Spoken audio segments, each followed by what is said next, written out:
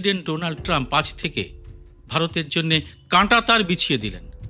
নির্দিষ্ট কয়েকটি পণ্য বাদে সমস্ত রকম ভারতীয় পণ্যের উপর চাপিয়ে দিলেন 50% শুল্ক। মানে আগে চেপেছিল 25%, এখন বসলো আরও 25%। 27 আগস্ট থেকে 50% শুল্ক চালু হওয়ার সঙ্গে সঙ্গেই এখন ভারতে হাহাকার পড়ে গেছে কয়েকটি শিল্পে। এক ধাক্কায় লক্ষ লক্ষ শ্রমিক এখন সরাসরি কাজ হারানোর মুখে। আর পরোক্ষভাবে এইসব শিল্পের সঙ্গে জড়িত আরও কয়েক লক্ষ মানুষের রুটি রুজিও এখন বিপদের মুখে।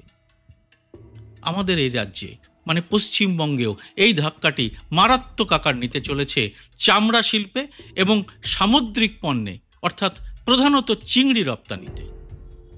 রাতারাতি সেখানে প্রত্যক্ষ এবং পরোক্ষভাবে কয়েক লক্ষ শ্রমিক কাজ হারাতে পারেন।